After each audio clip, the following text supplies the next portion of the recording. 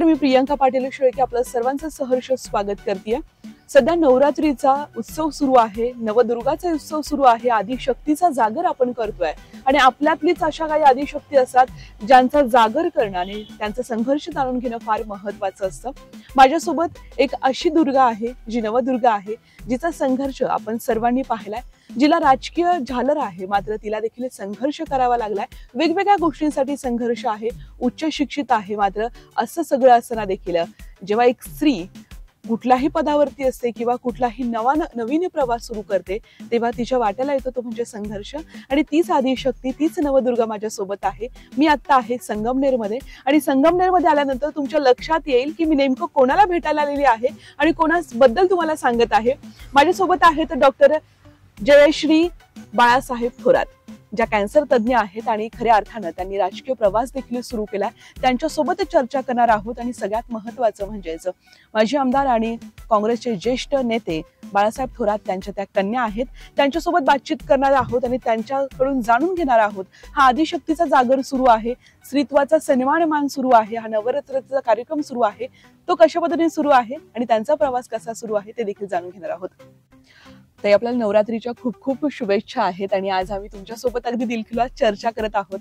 कुठलीही औपचारिकता नाहीये, सहज गप्पा आहेत आपल्या आणि तुमच्या बोलण्यातून मला असं वाटतं की ज्या नवदुर्गा पाहत आहेत त्यांना देखील बरंच मार्गदर्शन मिळणार आहे। डॉक्टर जयश्री थोरात, आपण कॅन्सर तज्ञ आहात आणि डॉक्टरकी करत असताना अनेक वेगवेगळे अनुभव आलेले असतील, महिलांच्या बाबतीतले अनुभव असतील, कशा पद्धतीने हे सगळं हँडल केलेलं आहे, महिलांवरती कसे उपचार केलेले आहेत आणि कसं आता सध्याचा प्रवास सुरू आहे। खरं तर मी टाटा हॉस्पिटल मुंबईमध्ये होते आणि 6 वर्ष तिथे होते। म्हणजे मी 2 वर्ष माझे फेलोशिप केली, 4 वर्ष तिथे फॅकल्टी म्हणून तिथे होते आणि मला अजूनही आठवतं, म्हणजे मी खरं ब्लड कॅन्सर वरती माझं स्पेशलायझेशन झालेलं आहे आणि ब्लड कॅन्सर डिपार्टमेंटमध्ये काम करत असताना खरं खूप प्रसंग ते बघायला भेटायचे। फक्त ब्लड कॅन्सरच नाही तर टाटा हॉस्पिटलमध्ये ज्या रुग्ण पेशंट्स येतात त्या म्हणजे बऱ्याचदा ग्रामीण भागातनं येतात आणि पूर्ण भारतामधनं येतात, आपल्याला माहीतच आहे। ग्रामीण भागातनं येणारी जी स्त्री असते ती मला एक लक्षात यायचं की म्हणजे 3-4 स्टेजच्या कॅन्सरनी यायची।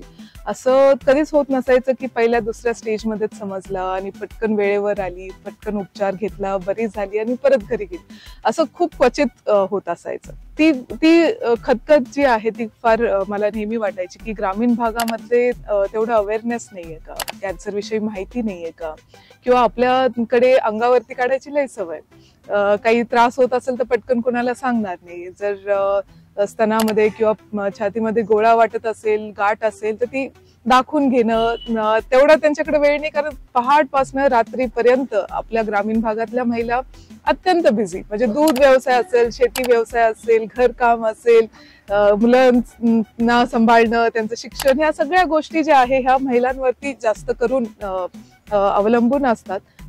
ती खतखत जी आहे ती माझ्या मनामध्ये कायम होती, म्हणून मला असं वाटलं होतं की महिलांच्या आरोग्यावरती आपण कुठे ना कुठे बोललं पाहिजे। एक डॉक्टर म्हणून का होईना, आपण नाही सांगणार तर कोण सांगणार। मग एकविरा फाउंडेशनचं खरं स्थापनाच त्याच्यासाठी केली होती की एकविरा फाउंडेशनच्या माध्यमातून आपल्याला काही आरोग्य तपासणी करता येईल का, किंवा आता सुद्धा म्हणजे मी कुठेही सप्त्यांना गेली, कारण सर्वात जास्त महिला आपल्या ग्रामीण भागामध्ये कुठे भेटत असतील तर त्या अखंड हरिनाम सप्त्यांमध्येच भेटत असतात, म्हणजे हजारो महिला तिथे तुम्हाला भेटतील, बाकी दुसरीकडे कुठे त्या सापडणार नाही, कारण त्या खरंच म्हणजे फार सर्वात बिझी कुणी असेल तर त्या असतात।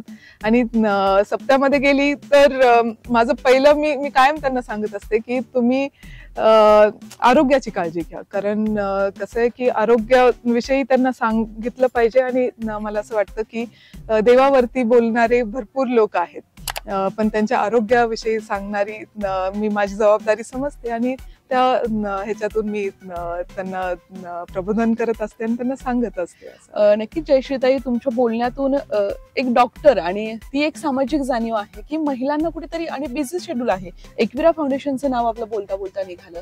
एकविरा फाउंडेशन मध्ये जे तुम्ही उपक्रम घेतात तो खूप सुंदर उपक्रम आहेत, त्याच्याबद्दल देखील आम्हाला माहिती जाणून घ्यायची की कशा कशा पद्धतीने नाविन्यपूर्ण उपक्रम आपण राबवतो। राईट, खरं एकविरा फाउंडेशन जसं मी सांगितलं, मी टाटा हॉस्पिटलमध्ये काम करत असताना मी सुरू केलं होतं की सुरुवातीला सुरू करताना मी एकविरा फाउंडेशन हे मुलींसाठी चालू केलं होतं की मुलींच्या शिक्षणावरती, त्यांच्या आरोग्यावरती आणि त्यांच्या सोशल लाईफ कसं आपल्याला सामाजिक जीवनासाठी आपल्याला काहीतरी काम करायचं त्या उद्देशाने. खरं मी ही गोष्ट बऱ्याच वेळा सांगते की चालू करण्याच्या मागे हेतू असा होता की एक दिवशी टाटा हॉस्पिटलमध्ये काम करत असताना ओपीडी मध्ये एक अगदी 16 वर्षाची मुलगी आली. तिला ब्लड कॅन्सर झालेला होता. ब्लड कॅन्सर झाला आहे असं ऐकून तिची आई होती, तिचे मामा होते, वडील तिला नव्हते. आणि जेव्हा आम्ही ते सांगितलं तर ते फार घाबरले होते. त्यांना आम्ही म्हटलं की टाटा हॉस्पिटलमध्ये तुम्ही आलेले आहात, तुमचा सगळा उपचार जो आहे, तुमचं राहण्याची, खाण्याची, बेडची, औषधांची सगळी व्यवस्था आपण करून देऊ, तुम्ही फक्त इथे थांबा आणि उपचार घ्या. त्यांनी आमचं काही ऐकलं नाही. ते त्या मुलीला परत घेऊन गेले, परत घरी घेऊन गेले. म्हटलं खूप समजवायचा प्रयत्न केला पण त्यांनी काही न ऐकता ते परत तिला घेऊन गेले. दुसऱ्यांदा असं झालं की एक नवविवाहित मुलगी आली. 6 महिनेच झाले होते तिच्या लग्नाला आणि तिला ब्लड कॅन्सर झाला. तसं ते ऐकून तिचे जे मिस्टर होते ते तिला सोडून गेले. तिची जबाबदारी पुन्हा आई वडिलांवरती आली. आई वडील तिला घेऊन आले टाटा हॉस्पिटलला. आम्ही सगळीकडनं फंड गोळा करून त्यांची ट्रीटमेंट करून घेतली. असं वाटत होतं की कुठे ना कुठे म्हणजे मुली आहेत म्हणून त्यांना ह्या सगळ्या त्रासातून जावं लागतंय की काय. जर मुलगा असता तर पालकांनी किंवा कुणीही सगळं काही केलं असतं, पण जर मुलगी आहे म्हणून हा त्रास सहन करावा लागतोय की काय. म्हणून मला असं होतं की एकविरा फाउंडेशन आपण सुरू करू ज्याच्यामध्ये मुली एकत्रित येतील, त्या बोलायला शिकतील, त्या म्हणजे त्यांच्या शिक्षणावरती आपण भर देऊ, त्यांच्या आरोग्यावरती सुद्धा आपण भर दिला पाहिजे आणि त्यांना कसं पुढे घेऊन येता येईल. कारण आपण बघितलं तर मुली ज्या आहेत त्या कॉलेजला जातात, शाळेत जातात, घरी येतात, आईला मदत करतात, लग्न होऊन सासरी जातात. पण असं खूप त्यांना सोशल प्लॅटफॉर्म्स आपल्याकडे अवेलेबल नाही आहेत. तर तसा माझा हेतू होता आणि तिथून सुरू केलेला हा एकविरा फाउंडेशन आहे. खरं मला अजूनही आठवतं पहिला उपक्रम जो आम्ही घेतला होता तो वेगवेगळ्या शाळेमध्ये आरोग्य कॅम्प्स घेतले होते. कारण जर मुलगी शिकली ना तर ती बरोबर आईची, वडिलांची, सगळ्यांची काळजी घेऊ शकते असं मला वाटतं. तर त्या गोष्टींविषयी बोलायचे आणि खूप सुंदर प्रतिसाद त्या मुलींकडनं भेटायचा. त्याबरोबर आम्ही गणपती विसर्जनाचे कार्यक्रम केले, आम्ही नवरात्रीचे काही कार्यक्रम सुरुवातीला केले. त्यानंतर मला आठवतं की नवरात्रीचा आम्ही आमच्या तालुक्यामध्ये ज्या नवदुर्गा आहेत, आता नवदुर्गा जेव्हा मी म्हणते तर मी फार असं पॉप्युलर फेसेस न घेता एक आदिवासी गावातील जे आमचं 100% आदिवासी गाव आहे, शिरसगाव धुपे म्हणून, तिथे एक कवयित्री आहेत. ती खूप सुंदर पोयम्स लिहिते. आदिवासी महिला म्हणजे अगदी 4थी शिकलेली आहे, पण ती डोंगर, दरी, झाडं, फुलं ह्याच्यावरती एवढ्या सुंदर कविता त्या लिहितात. आणि त्यांचे हे पुस्तकं जे आहे ते MA साठी ते त्यांच्या सिलेबस मध्ये इन्क्लूड झालेले आहे पुणे विद्यापीठामध्ये. म्हणजे असं आहे. एक मुलगी आहे नीता भालके म्हणून, ती संगमनेर तालुक्यातली आहे. तिने IIT पवई मध्ये शिक्षण घेतलं, एरोस्पेस इंजिनियर झाली. ती आता आपलं चंद्रयान झालं, मार्स वरती जे जाणार आहे त्याच्यामध्ये ती सायंटिस्ट म्हणून बँगलोर मध्ये आहे. असं ओळखून माझ्या एकविरा फाउंडेशन मध्ये ज्या मुली माझ्या बरोबर काम करतात त्या इंटरव्ह्यू घ्यायच्या. म्हणजे त्याच्याने जसं तुम्ही इतकं छान इंटरव्ह्यू घेतायत तसं त्या मुली पण शिकल्या पाहिजे इंटरव्ह्यू घ्यायला, कॅमेराला फेस करायला, कसे प्रश्न विचारले पाहिजे, कसं काय. तर तसं त्या मुलींनी शिकलं पाहिजे म्हणून फाउंडेशनच्याच मुली इंटरव्ह्यू असे वेगळे वेगळे कंडक्ट करत असायचे.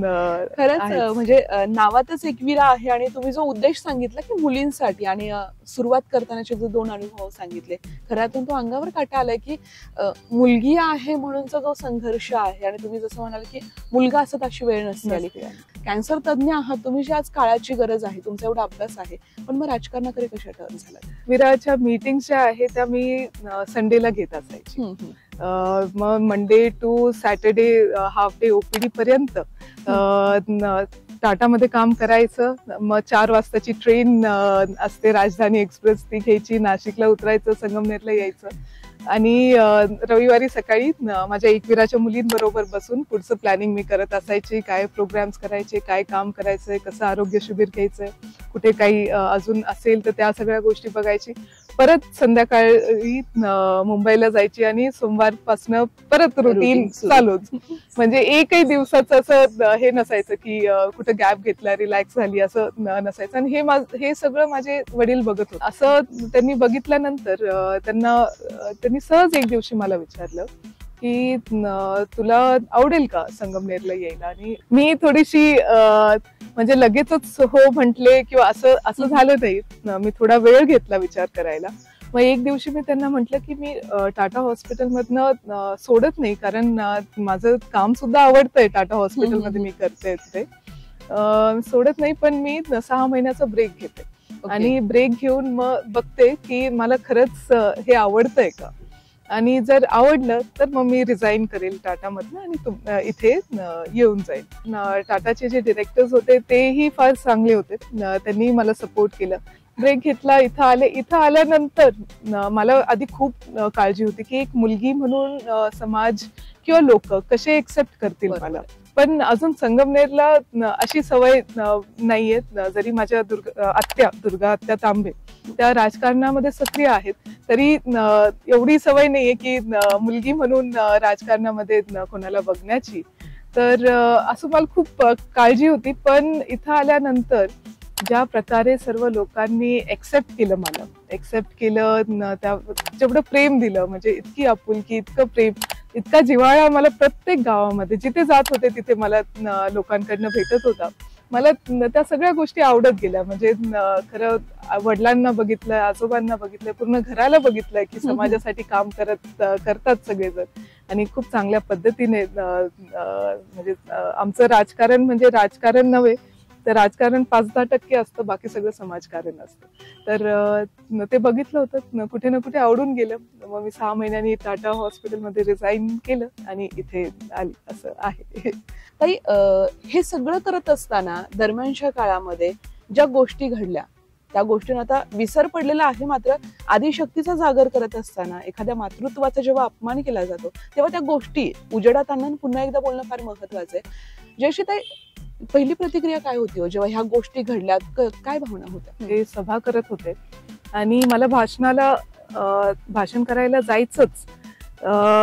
त्या आधी फोन कधी मी बरोबर ठेवत नसते, पण त्या दिवशी चुकून फोन होता आणि मुलांचे मेसेजेस पडत होते की निषेध निषेध निषेध. म्हटलं काहीतरी झालेलं दिसतंय की म्हणजे ताईंबद्दल अत्यंत वाईट बोललंय आणि निषेध असं करून पडत होते. काहीतरी झालेलं दिसतं हे माझं आलं लक्षात. पण मग नेमकी भाषणाला जायचं होतं, मी गेले, भाषण केलं माझं, परत येऊन बसले तर मिस कॉल्स होते बरेच. डॉक्टर हर्षल तांबेंनी फोन केला होता आणि तो म्हणाला की असं असं झालेलं आहे. मी ऐकल्यानंतर माझं ऍक्च्युली पहिल्यांदा मी हे कॅमेरासमोर बोलत असेल, पण माझा पहिला प्रश्न असा होता की जेव्हा तो माणूस माझ्याबद्दल बोलत होता तेव्हा सुजय विखे काय म्हणाले, त्यांनी काय थांबवलं का त्याला? म्हणजे हा माझा पहिला प्रश्न होता. मला अजूनही आठवतं, कारण कधीही आपण राजकारणामध्ये जेव्हा असतो, कार्यकर्ते कसे असतात, जसा नेता असतो बेसिकली, आणि जर कार्यकर्ते कुठं वेगळ्या डिरेक्शननी चालत असतील तर नेत्याचं काम असतं की नाही त्याला परत घेऊन येणं किंवा त्याला समज देणं की असं करू नका, असं बोलू नका. मला असं वाटतं की कितीही आमच्यामध्ये पटत नसेल, भांडण असेल, पण असं काही घडत असेल तर मला असं वाटतं की कुणीही तिथं असला तर त्यांनी थांबवलं पाहिजे. हे ह्या मताची मी आहे आणि माझा तोच पहिला प्रश्न होता. तर तसं झालं नव्हतं आणि ते ऐकून मला थोडंसं मी हर्ट झाली होती, कारण मला माहिती मी कशी आहे, मला माहितीये की मी काय आहे, मी कशी आहे आणि सगळ्या गोष्टी. त्याच्यामुळे जो बोलणारा आहे त्याचा शब्द खराब, टोन खराब आपण जसं म्हणतो, तर त्यांचं नाही वाईट वाटलं. पण ओव्हरऑल जे लोक होते तिथं बसलेले, त्यात एकही शहाणा नव्हता का ज्यांनी थांबवायला पाहिजे होतं. जो अध्यक्ष असेल, अध्यक्ष तर ते स्वतःच होते जे बोलत होते, पण जे मेन माणूस तिथे असेल त्यांचं काम होतं की त्यांना थांबवणं, तिथं रोखणं. काही कारण असो, म्हणजे नंतर त्यांनी वेगवेगळे कारण सांगितले, मी इथं नव्हतो, मी फोनवर होतो, मी बाहेर होतो वगैरे वगैरे. त्यात मला पडायचंही नाही, त्यात जायचंही तुम्हाला मी नाही. ब्रेक करते. आता आपण जे 10 दिवस नवरात्रीचे करतोय, 10 दिवस आदिशक्ती करतो, सर्वच आधी सामाजिक असेल, राजकीय असेल, सगळीच मंडळी ज्या आदिशक्तीचं जागर करतात, तेव्हा आपल्यातली जी आदिशक्ती असते, जी स्त्री आहे, जिच्यावर कधी अत्याचार होतो, कधी अशा पद्धतीने अगदी मग तुम्ही राजकारणातला आहात तरी देखील तुमच्यावरती अशा पद्धतीने गलिच्छ बोलण्यात आलं, मग तुम्ही काय करता? हा मनात तुम्हाला हा सवाल उपस्थित राहत असेल आता की मग काय? नाही, मला असं वाटतं की जेव्हा आपण नवरात्री साजरी करतो, मंदिरातल्या देवीची पूजा करतो, पण घरामध्ये जी आहे ती सुद्धा देवीपेक्षा कमी नाहीये. म्हणजे मी महिलांना आता नवरात्रीमध्ये भेटत असताना मी प्रत्येकीला एकच सांगत असते की आपल्या सर्वांमध्ये देवी आहे. म्हणजे आपण आई म्हणून सगळ्यांना सामावूनही घेऊ शकतो, आणि जर वेळ आली, काळ असा आला तर रुद्ररूप सुद्धा धारण करू शकतो, असं आपलं आहे.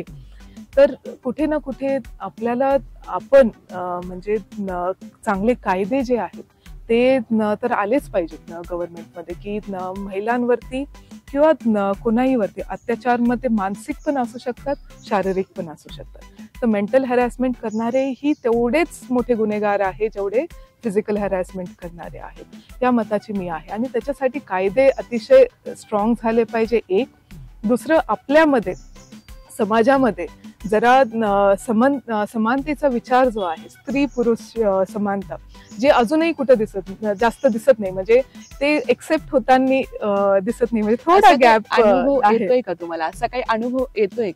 ऍक्च्युली माझ्या पाठीमागे माझे वडील फार खंबीर आहेत. म्हणजे ते मला म्हणतात ना, तू लढ म्हणा टाईप, ते म्हणतात तू लढ तू, कारण त्यांना असा विश्वास आहे की जर मी लढली ना की तर बाकी मुलींना कुठे ना कुठे इन्स्पिरेशन भेटणार आहे पुढे येण्याचं, राजकारणामध्ये उतरण्याचं. तर मला एवढंच वाटतं की मी लढणार आहे म्हणजे त्या गोष्टीसाठी. जरी मला अनुभव असे फार मी सांगणार नाही किंवा सांगण्याची गरजही नाही. काही ठिकाणी येत असतात, काही ठिकाणी येत नसतात, किंवा फार एक्सेप्टन्स मोठं आहे. एक 5-10% कुठे ना कुठे असतंच की मुलगा राजकारणामध्ये आला पाहिजे. माझा छोटा भाऊ आहे, अमेरिकेवरनं आलाय, तर तो कधी येणार, त्यांनी आलं पाहिजे, सांगणारे भरपूर असतात. पण काही नाही, आपण आपलं सिन्सिअरली काम करत राहणं हे आपल्या हातामध्ये. जयश्रीताईंनी एवढ्या सगळ्या गोष्टी सांगितल्यात. एकच वाक्य मला इथं आठवतं, श्रमलेल्या बापासाठी लेक नारळाचं पाणी आणि लढणाऱ्या लेकीसाठी बाप बुलंद कहाणी. एकदम करेक्ट ताई, तुम्ही ही सगळी परिस्थिती सांगितली ही विधानसभा निवडणुकीच्या पूर्वीची होती. मात्र जे विरोधक आहेत, जे गलिच्छ राजकारण करणारे मंडळी आहेत, ती तेवढ्यावरती थांबली नाहीये. अगदी काहीच दिवसांपूर्वी तुम्हाला आम्ही अत्यंत आक्रमक होताना पाहिलेलं आहे. एका स्टेजवरनं तुम्ही अत्यंत आक्रमक भूमिकेत ज्या जयश्रीताईंना अत्यंत संयमी, बाळासाहेबांचं जे नेतृत्व आहे त्या नेतृत्वाची छबी तुमच्यामध्ये दिसते, मात्र आक्रमकपणा तुमच्यामध्ये आम्ही बघितला. आणि तुम्ही एक वाक्य म्हणता की आम्ही नथुराम गोडसे.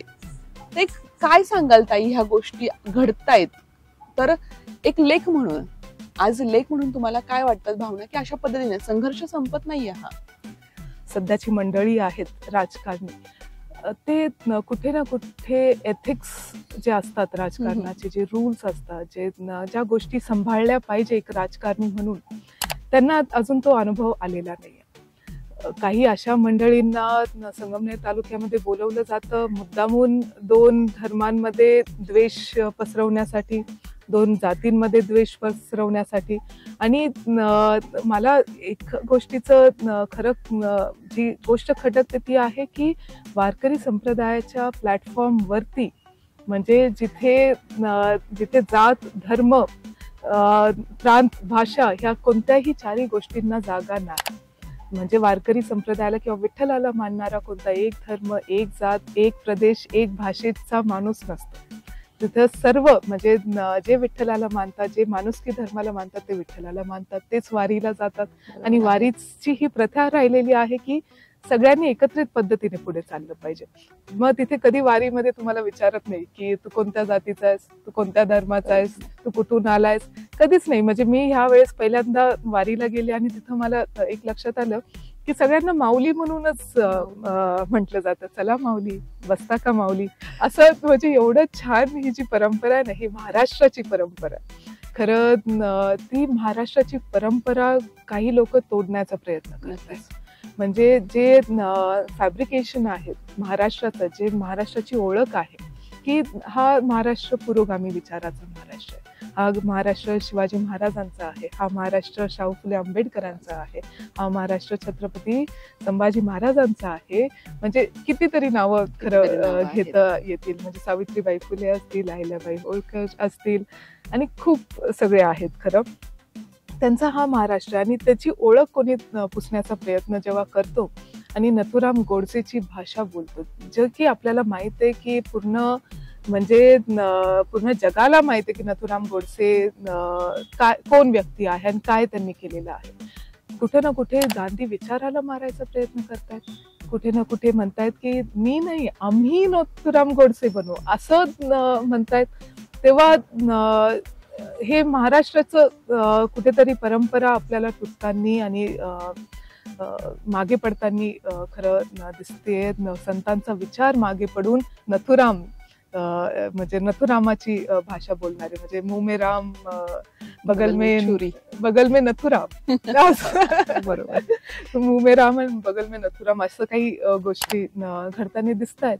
ते फार वाईट आहे. आणि खरंच म्हणजे माझं प्रामाणिक मत आहे की कुणीही राजकारणासाठी ह्या गोष्टींचा वापर नाही केला पाहिजे. तुम्ही झालेत ना आमदार, ठीक आहे, म्हणजे तुमचं अभिनंदनच आहे की तुम्ही जनतेतनं आमदार झालेला आहात. तुमची जबाबदारी आहे की अशा गोष्टी न होऊन देण्याची. पण जर तेच लोक अशा व्यक्तींना सपोर्ट करत असतील तर ते अतिशय वाईट आहे, अत्यंत वाईट आहे. म्हणजे इथे तो आक्रमकपणा जो आहे तो माझा खरं खूप दिवसापासनं, खरं म्हटलं पाहिजे 2.5-3 वर्षापासनं आम्ही संगमनेर तालुका म्हणून बऱ्याचशा गोष्टी सोसत आहोत आणि त्याला फेसही करत आहोत. आणि त्याच्यातून तो निघालेला खरं ते माझं भाषण होतं. आमच्या युवकांवरती खोट्या केसेस जस्ट बिकॉज की तो मुलगा थोरातांच्या बाजूनी बोलतोय, थोरातांच्या बाजूनी लढतोय म्हणून त्याला खोट्या केसेसमध्ये अडकवणं. युवकाला त्यांचं पूर्ण आयुष्य बाकी आहे. कितीतरी युवकांवरती हाफ मर्डरच्या केसेस, हाफ मर्डर. काहीतरी वाटलं पाहिजे. म्हणजे प्रशासन इथे काय करतंय, का बरं असं करतंय, ह्या सगळ्या गोष्टी कुठे ना कुठे प्रशासनाला, म्हणजे साहेब नेहमी म्हणतात की प्रशासन जे आहे हे पॅरलल बॉडी आहे, ते काही कोणाचे नोकर नाही आहेत, ते कोणाचे गुलाम नाही आहेत की त्यांनी त्यांचं ऐकलं पाहिजे. पण असं होताना दिसत नाहीये. खूप अतिशय म्हणजे मागचे 2.5-3 वर्षापासून आम्ही फाईटच करतोय आणि त्याच्यातूनच आलेलं ते होतं. खरं म्हणजे मनातली तळमळ जी आहे ती बाहेर त्या दिवशी निघाली होती. आणि मी जसं म्हटलं की हा भगवा द्वेषाचा नाहीये, हा भगवा सगळ्यांना सामावून घेण्याचा आहे. हा महाराष्ट्राचा भगवा आहे. तुम्ही जो भगवा म्हणत असाल तो बहुतेक UP बिहारचा असेल, पण आमचा नाहीये. आमचा रामकृष्ण हरीचा भगवा आहे. जय श्रीराम, ठीक आहे, आपण रामाला मानतोच, पण रामकृष्ण हरीचा भगवा आपला आहे, म्हणजे सगळ्यांना सामावून घेण्याचा आहे. असं ज्या पद्धतीनं संगमनेरमध्ये ज्या गोष्टी घडतात, घटना घडतात, थांबायला नाव घेत नाहीयेत. मात्र तुमचा जो दौरा आहे तो तसाच सुरू आहे, जे काम सुरू आहे तसं सुरू आहे.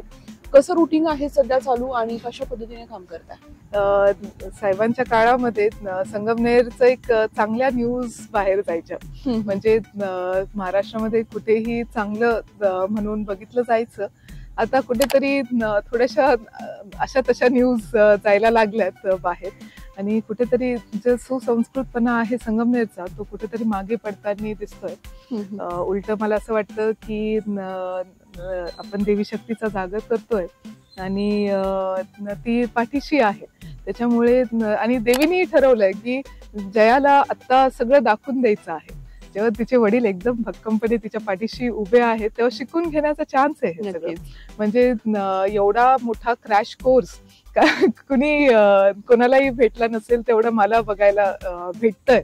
म्हणजे मागच्या 2-2.5 वर्षापासनं मी जे काही म्हणजे महसूल मंत्री ची मुलगी म्हणून इथे राहिलेली आहे. त्यानंतर महाविकास आघाडीचं सरकार पडलं, त्यानंतरचा जो 2.5 वर्षाचा काळ आहे तोही मी बघितला की संगमनेर कसं संघर्ष संगमनेरला करावा लागलेला आहे. त्याच्यानंतर आमदारकीचं इलेक्शनचं सगळ्यांनीच बघितलं की काय करावं लागलं आणि त्याच्यानंतरचा काळ सुद्धा मला बघायला भेटतोय. मला असं वाटतं कुठे ना कुठे देवाची इच्छा आहे की ठीक आहे, बघितलं पाहिजे आणि ह्या संघर्षाच्या काळातूनच आपण पुढे घडत असतो. आक्रमक, मलाही माहित नव्हतं मी एवढी आक्रमक होऊ शकते म्हणून. ती नवीन जे आहे म्हणजे आपला फेज जो आहे तो खरं बघायला भेटतोय आत्ताच्या काळामध्ये. आणि पण त्याच्यामध्ये माझे दौरे जे आहे ते चालू असतात. तुम्हाला माहिती आहे की माझं लहान बाळ आहे, तो आता पुढच्या महिन्यामध्ये 2 वर्षाचा होणार आहे. तर तो 3 महिन्याचा झाला ज्या दिवशी, मला अजूनही आठवतं 7 जानेवारीला तो 3 महिन्याचा झाला आणि 7 जानेवारीपासून मी बाहेर पडली. ते सगळे कामं बघून, त्याला सांभाळून सगळ्या गोष्टी ज्या आहेत त्या हँडल करत होते. इलेक्शन्स होते, लोकसभा झाली, विधानसभा झाली, सगळ्याच गोष्टी कराव्या लागल्या. पण तोही खरं माझ्यासारखं शांत आणि संयमी आहे किंवा त्याच्या आजोबांसारखं शांत आणि संयमी आहे. त्याच्यामुळे आणि माझ्या आईचा फार मोठा सपोर्ट आहे त्याला सांभाळण्याच्या मागे. माझी आई असली की मला काही टेन्शन नसतं, तो तिच्याकडे इतका छान राहतो. आणि मग माझे दौरे जे आहे ते सकाळपासनं रात्री कितीही वाजतात परत यायला, असे दौरे चालू होतात. हे सगळं करत असताना पुढचं व्हिजन काय आहे? संगमनेरकरांसाठी काय काम उभं करायचंय? कारण की पराभव झाला तिथं संपलेलं नाहीये, उलट नवीन सुरू झालंय. तुम्ही म्हणाल की अभ्यास सुरू झालाय सगळ्या गोष्टींचा, आता नवीन काय पेरायचं? आणि एक नवी पिढी आहे तुमची, ही तिसरी पिढी आता राजकारणात येते तुमच्या रूपाने. नवीन व्हिजन काय घेऊन चाललंय? संगमनेर तालुका हा दुष्काळग्रस्त तालुका आहे. म्हणजे आमचा तालुका जो आहे हा रेन शॅडो झोन मध्ये येतो. रेन शॅडो झोन मध्ये आल्यामुळे इथे पावसाचं प्रमाण खूप कमी. म्हणजे अकोल्याला, नाशिकला पाऊस पडेल, पण इथे जो आहे तो माउंटेन्स असल्यामुळे आसपास तेवढा पाऊस पडत नाही. त्याच्यामुळे दुष्काळग्रस्त असा तालुका आहे. त्याच्यामुळे माझ्या आजोबांपासनं जे काही म्हणजे तालुक्यासाठी काम करायचं ठरलं, ते पहिलं सर्वात मूलभूत प्रश्न होता तो पाण्याचा. म्हणजे निळवंड्याचं जे माझ्या आजोबांचं स्वप्न होतं ते साहेबांनी पूर्ण केलं. हे सगळ्यांना माहित आहे, उद्घाटन कुणीही केलं असो ते साहेबांनी पूर्ण केलं हे आपल्या सगळ्यांना माहित आहे, बच्च्याला माहित आहे. ते निळवंड्याचं पाणी तर आलेलं आहे, पाट झालेले आहे, पण त्या पाटामधनं प्रत्येक गावापर्यंत किंवा वाडी वस्तीपर्यंत पाणी पोहोचवणं ही खूप मोठी जबाबदारी खरं आहे. आणि ह्या काळामध्ये आमदारकी असो किंवा नसो, ही आमची जबाबदारी म्हणून आम्ही पार पाडत असतो. म्हणजे माझे आजोबा फक्त 1.5 वर्ष आमदार होते, पण त्यांनी असं नाही बघितलं की मी आमदार नाही तर मी जनकल्याणाचे कामं करणार नाही किंवा मी पाण्याचे कामं करणार नाही. त्यांनी त्या काळी म्हणजे 1972 मध्ये जेव्हा दुष्काळ पडला होता, तेव्हा रोजगार हमीमध्ये त्यांनी कारखान्याच्या मदतीने भोजापूर चारीचं काम केलं होतं. म्हणजे जी चारी, ज्या चारीने, म्हणजे तो अतिशय आमचा दुष्काळग्रस्त भाग आहे आणि तिथे भोजापूर चारीचं काम त्यांनी केलं होतं. 80 लाख रुपये त्या काळचे त्यांनी तेव्हा हे केले घालून ते काम करून घेतलं, स्वतः तिथे उभा राहून ते केलं होतं असं. म्हणजे आणि साहेबांच्या मदतीने त्या नंतर ते काम पुढे चांगल्या पद्धतीने झालं. तरीही जरी चारी प्रत्येक, म्हणजे निळवंड्याचं पात असो, भोजापूरची चारी असो, ह्या सगळ्या गोष्टी ज्या आहेत त्या आमच्या तालुक्याला भागत नाही. कारण हा तालुका जो आहे हा भारताच्या नकाशासारखा आहे. म्हणजे इथं डोंगरही आहे, दरी पण आहे, नदी पण आहे, आमचं पठार खडखळ भाग पण आहे आणि इकडे दुष्काळी राजस्थान सारखा आमचा पट्टा सुद्धा आहे. असा म्हणजे पूर्ण तालुका आहे. त्याच्यामुळे काम करायला खूप मोठा स्कोप खरं आहे. म्हणजे प्रत्येक दारापर्यंत पाणी पोहोचणं हे पुढच्या काळामध्ये आमदारकी असो किंवा नसो आम्हाला करणंच आहे. साहेबांच्या मार्गदर्शनाखाली आम्ही ते करतच आहोत. दुसरं आहे की तालुक्यामधल्या ज्या महिला आहेत त्या म्हणजे आमच्याकडे दूध व्यवसाय हा सर्वात मोठा व्यवसाय आहे. त्याच्यामध्ये महिलांचंच सर्वात जास्त योगदान असतं. सकाळ पहाटपासून रात्रीपर्यंत त्याच बघत असतात. त्यामुळे त्यांचं एकतर मला असं वाटतं की मी डॉक्टर म्हणून आणि त्यांची लेख म्हणून मी त्यांना कायम असं वाटतं की आरोग्य त्यांचं चांगलं, म्हणजे त्यांच्या घरापर्यंत चांगलं आरोग्य, त्यांचं मुलींचं चांगलं शिक्षण, मुलांचं सुद्धा चांगलं शिक्षण हे झालं पाहिजे, याच्यावरतीही मला काम करायचं. दुसरं आहे की आम्ही काही 5 धोरणं ठरवले होते इलेक्शनच्या काळामध्ये. एक होतं की स्किल डेव्हलपमेंट सेंटर आपल्याला सुरू करायचंय. जे आदिवासी मुलं आहेत, जे आदिवासी असेल किंवा कुणीही मुलं ज्यांना 10वी किंवा 12वी पेक्षा जास्त शिक्षण घेता आलं नाही, त्या मुलांना काही स्किल्स डेव्हलप करून दिले तर त्यांना कुठं नोकरी लागणं, 4 पैसे कमवणं, या सगळ्या गोष्टी मध्ये करता येईल का. महिलांसाठी कौशल्य विकास केंद्र सुरू करायचं आहे. ह्या सगळ्या गोष्टींवरती काम करायचं आहे. आणि बरंचसं म्हणजे मला असं वाटतं की खूप मोठा स्कोप जो आहे तो आहे रोजगार मिळणं. आता इथे तुम्हाला माहित आहे की नाही माहित नाही, पण इथे जरी शासकीय MIDC नसेल तरी सहकारी MIDC आहे. अच्छा. सहकारी MIDC जी आहे ती आपल्या कोऑपरेटिव्ह MIDC आहे आणि त्याच्यामध्ये 200हून अधिक कंपनीज तिथे काम करतात आणि 5000हून जास्त तिथे लोक तिथे आता कामाला आहेत.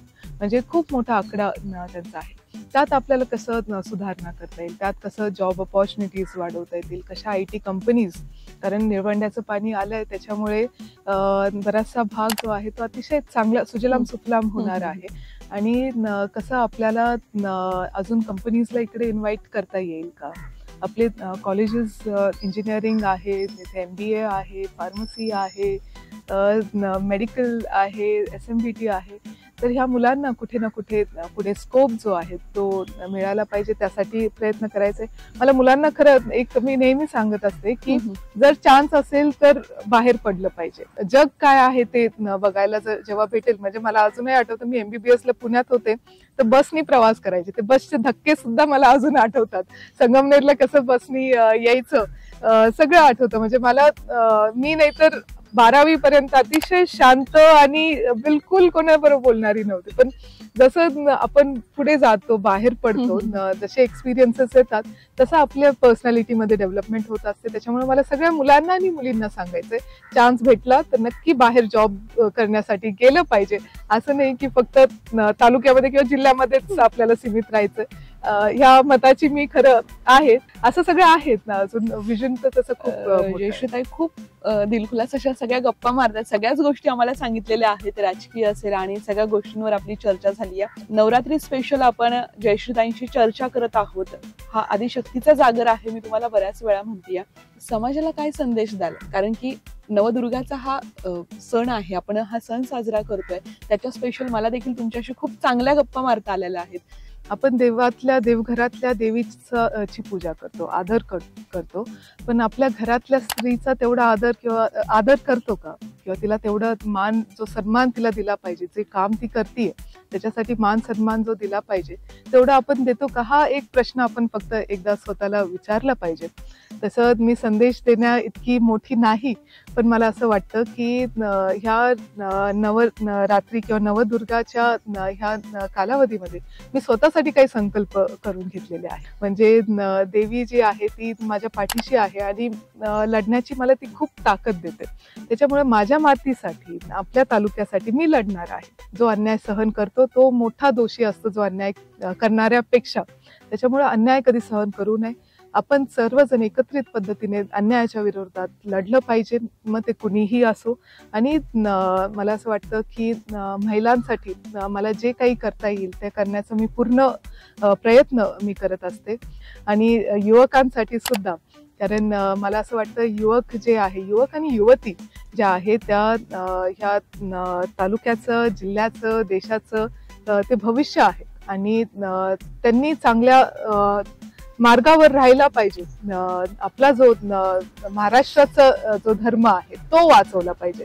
वाचवायचंच असेल तर महाराष्ट्र धर्म आधी वाचवा, मग बाकीचं वाचवा, असं या मताची मी आहे. कारण महाराष्ट्राची जर ही घडी मोडली गेली तर परत करता करता, म्हणजे जो त्याग शाहू फुले आंबेडकरांनी केलेला आहे, जो त्याग छत्रपती शिवाजी महाराजांनी केलेला आहे, जो त्याग आपल्या सर्वांना माहित आहे, स्वराज्यासाठी ज्यांनी त्याग केला, त्या छत्रपती संभाजी महाराजांचा त्याग असेल तर ते कुठे ना कुठे व्यर्थ होताना आपल्याला दिसलं नाही पाहिजे. त्यांचा त्याग हा खूप मोठा आहे आणि हा महाराष्ट्र जपणं हे आपलं काम आहे आणि आपला तो वारसा आपल्याला पुढे जपायचा आहे. आणि ह्या महाराष्ट्र भूमीला कुठेही डाग लागू द्यायचा नाही, आपल्यामध्ये भांडणं करायची नाही, आपल्यात एवढं आपण केलं पाहिजे युवक म्हणून. आणि मी जसं म्हणते, आपला भगवा जो आहे हा सगळ्यांना सामावून घेणारा आहे, सगळ्या प्रत्येक माणसाला, तो कोणत्याही धर्माचा असो, कोणत्याही जातीचा असो. असा हा महाराष्ट्र आपल्या लोकांनी, आपल्या संतांनी, आपल्या छत्रपतींनी घडवलेला आहे. ते सांभाळण्याचं काम ते आपल्या सर्वांचं आहे, एवढंच मला वाटतं, तेवढंच मला खरं कन्वे करायचं. खरंच ताई, खूप खूप धन्यवाद आहेत आपले, कारण की आपण फार वेळ दिला आणि बऱ्याच गोष्टींवरती आपली चर्चा झालेली आहे, दिलखुलास चर्चा झालेली आहे. आणि धर्माच्या नावाखाली जे व्यापारीकरण सुरू आहे आणि ज्या पद्धतीने गोष्टी घडतात त्या थांबल्या पाहिजे, ती तुमची तळमळ आहे आणि ती खरं आता सध्याची गरज आहे. आपले सण उत्सव आपण मोठ्या आनंदाने साजरे करतोय, असे साजरे करत देखील राहू. ताई, तुम्हाला देखील पुन्हा एकदा नवरात्रीच्या खूप साऱ्या शुभेच्छा आणि खूप खूप धन्यवाद आमच्याशी बातचीत केली त्याबद्दल. धन्यवाद. थँक्यू.